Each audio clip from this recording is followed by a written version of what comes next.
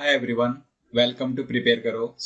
अभी आप एज्यूम कर सकते हैं कि कैट एग्जाम के लिए अराउंड 45 डेज बचे हुए हैं।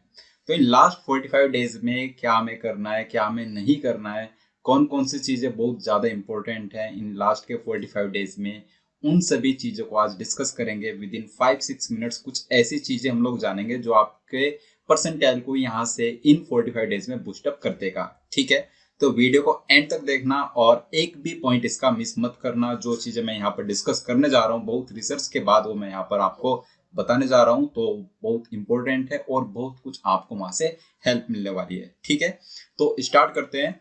अभी तक की जर्नी में जब से भी आपने कैट एग्जाम के लिए प्रिपेयर करना स्टार्ट किया है, उस जर्नी तक अभी तक आपने जो भी किया है वो एक अच्छी बात है, लेकिन अब आप 45 डेज में आगे क्या करने जा रहे हो वो ज्यादा मैटर करता है, राइट। तो इन डेज को अच्छे से हमें यूटिलाइज करना है। इनका एक भी टाइम, जो हमारा एक एक मिनट बहुत इंपॉर्टेंट है, बहुत क्रूशियल है, उसको हमें वेस्ट नहीं होने देना। एकदम टू द पॉइंट, एकदम फोकस्ड होकर के उन्हीं चीजों पर इन्वेस्ट टाइम को करना है जहां से हमें हेल्प मिलने जा रही है, जहां से हमारा परसेंटाइल बूस्ट अप होगा। ओके, तो कुछ कुछ पॉइंट्स मैं बताना चाहूंगा। जैसे सबसे पहले, आप नंबर ऑफ मॉक्स पर मत जाना, काउंट ऑफ मॉक्स पर। बहुत लोग क्या करते हैं कि ज्यादा से ज्यादा मॉक्स देने की कोशिश कर जाते हैं इन लास्ट डेज में। मॉक्स का काउंट उतना इंपॉर्टेंट नहीं है जितना उन मॉक्स का एनालिसिस इंपॉर्टेंट है। तो आप एनालिसिस पर फोकस कीजिए, एनालाइज कीजिए।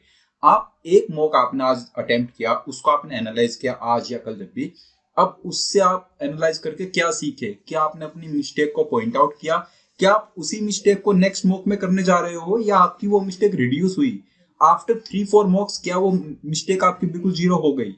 ये चीजें ज्यादा इंपॉर्टेंट है। तो मॉक्स इस चीज के लिए आप दे रहे हो, ठीक है। काउंट करके कि आपने 100 मॉक्स दे दिए लास्ट 45 डेज में, आपने 100 मॉक्स दे दिए, is not a good thing. ये उतना इंपॉर्टेंट नहीं है, उतना मैटर नहीं करने वाला। मैटर करेगा कि आपने 10 से 12 मॉक्स दिए। जो मिस्टेक आप फर्स्ट मॉक में किए थे वो मिस्टेक आपने सेकंड थर्ड मॉक्स में नहीं की। जो मिस्टेक आपने फोर्थ मॉक में की उसको आपने फिफ्थ सिक्स्थ मॉक तक जाकर के रिड्यूस कर दिया। तो ऐसा करके एंड रिजल्ट क्या होगा कि हम कैट एग्जाम में, जो हमारा रियल एग्जाम होने वाला है, उसमें हम मिस्टेक्स बहुत ही कम करने वाले हैं।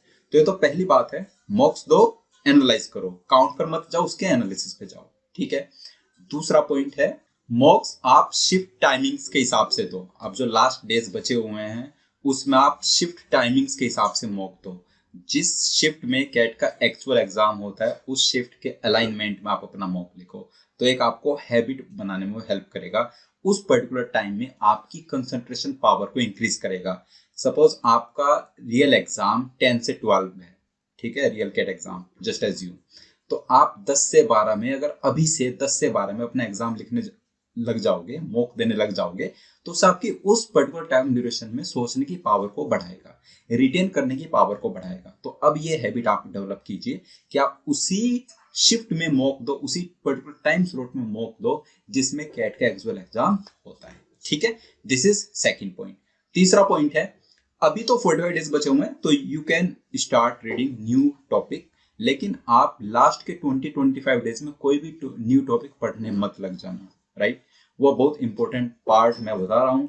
ऐसा नहीं है कि आपकी ज्योमेट्री बची हुई है और आप उसको लास्ट के 20-25 दिन में पूरा कवर करो, नहीं, बिल्कुल बैड आइडिया है। आई वुड से आप उन डेज को स्पेशली रिवीजन के लिए रखते हो तो उसमें कोई भी न्यू टॉपिक आप नहीं पढ़े। हाँ, अगर टॉपिक बहुत छोटा सा है और कैट में उसका एडवांटेज आपको मिलेगा, कैट में उससे नंबर ऑफ क्वेश्चन ज्यादा पूछ जाते हैं, तो आप ऐसे छोटे टॉपिक को पढ़ सकते हो। लॉगरिथम है, पढ़ लो, एक आधा क्वेश्चन आपको अगर मिल जाएगा, आपका टाइम भी ज्यादा नहीं लगेगा और बहुत ज्यादा टाइम देना भी नहीं है। तो न्यू टॉपिक पढ़ने से पहले तो खुद को बचाना है। दूसरा, अगर न्यू टॉपिक काफी इंपॉर्टेंट है कैट के लिए और वो छोटा टॉपिक है तो उसको पढ़ने का आप एफोर्ड कर सकते हैं, राइट। नेक्स्ट पॉइंट है हमारे पास, इंपॉर्टेंट टॉपिक्स पे फोकस ज्यादा करना है। ऐसा नहीं है कि आप लास्ट के 20 डेज में बाइनरी लॉजिक पढ़ने लग जाओ। भाई बाइनरी लॉजिक डीएलआर में आता ही नहीं है, राइट, तो उसको बिल्कुल मत पढ़ो। ऐसे क्वांट में, जैसे हमारे पास क्वांट में प्रोबेबिलिटी है वो नहीं आता है, ट्रिगोनोमेट्री है वो नहीं आता है, तो जो टॉपिक्स कैट में आते ही नहीं है उन पर टाइम वेस्ट करने से कोई फायदा नहीं है। तो वहां पर आप बिल्कुल टाइम अपना मत दो, एकदम उससे खुद को बचाना है। फाइन। नेक्स्ट बात आ जाती है कि बहुत सारे लोग क्या करते हैं, डिफिकल्ट क्वेश्चंस पर अपना टाइम ज्यादा इन्वेस्ट करते हैं। आप ये बताओ, आप जब रियल एग्जाम दोगे, रियल कैट का एग्जाम दोगे, क्या उसमें आप डिफिकल्ट क्वेश्चन सोल्व कर पाओगे? अगर आपके सेक्शन में 22 क्वेश्चंस है और उसमें 5-6 क्वेश्चंस एकदम एडवांस लेवल के, क्या आप उनको वहां पर करके आओगे? हमारा एम क्या रहता है कि जो इजी टू मॉडरेट लेवल के क्वेश्चंस है उनको हम एग्जाम में करके आते हैं, डिफिकल्ट क्वेश्चंस को हम वहां पर स्किप करके आते हैं। जो चीज आपको स्किप करनी है आप उस पर ज्यादा टाइम इन्वेस्ट करोगे, या जो चीज वहां पर डुएबल है आपके लिए आप उस पर ज्यादा टाइम इन्वेस्ट करोगे। Make your decision. यहाँ पर आपको सोचना है अच्छे से कि अब जो आपका टाइम बचा हुआ है उसका उन क्वेश्चंस पर इन्वेस्ट करो जो क्वेश्चंस वहां पर आएंगे और जिनको आप वहां पर करेंगे। जिनको आप वहां पर स्किप करेंगे उन पर टाइम देना उतना अच्छा नहीं है अभी। ठीक है, तो अपना आपको स्टिक कीजिए इजी टू मॉडरेट लेवल जो कैट में एक्चुअल में आते हैं, जो आपको वहां पर करना होता है उस पर ज्यादा फोकस कीजिए।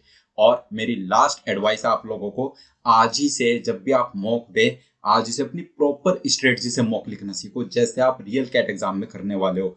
आप फटाफट स्किप कैसे करते हो ये अपनी हैबिट अच्छी करो। वहां पर क्वेश्चन आपने देखा, क्वांट का क्वेश्चन है, पहला सवाल है, आपको नहीं आया, फटाफट स्किप करो। लेंथी है, 7-8 लाइन में लिखा हुआ है, फटाफट स्किप करो।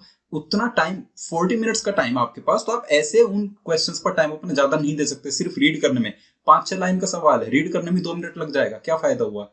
तो उसको आप ऐसे क्वेश्चंस को बाद के लिए बचा कर रखो। जो एक एक लाइन के दिख रहे हैं ना आपको रीड करना, फटाफट आप रीड कर सकते हैं, फटाफट आप डिसीजन ले पा रहे हैं जिसका क्या चाहिए तो नहीं आएगा तो उसको छोड़ दो। तो उसमें आपको ज्यादा टाइम नहीं लगा, आपने 10 सेकंड्स में रीड किया, एक लाइन का था और आपने उसको स्किप कर दिया, बेटर है। लेकिन जो 5 से 6 लाइन का सवाल था, आपने उसको रीड करने के बाद डिसीजन लिया, तो वहां पर आपका टाइम वेस्ट हो जाएगा। तो उस चीज को बचाना, और आज से जब भी आप मॉक लिखो ये वाली स्ट्रेटजी जरूर अप्लाई करो। फटाफट स्किप करना सीख गए ना, तो आप अपने टाइम को प्रॉपरली वहां पर यूटिलाइज कर पाएंगे, राइट? तो ये चीजें हैं, अब ये चीजें इंप्लीमेंट करो। नेक्स्ट 45 डेज में आप देखो आपकी ग्रोथ, आपका परसेंटेज की ग्रोथ कितनी ज्यादा यहां से होती है। ओके, वीडियो पसंद आया तो लाइक करना, अपने दोस्त का शेयर करना, और अभी तक चैनल को सब्सक्राइब नहीं किया है तो चैनल को सब्सक्राइब कर लीजिए। ओके, तो मिलते हैं नेक्स्ट टाइम किसी और वीडियो में, तब तक के लिए बाय बाय।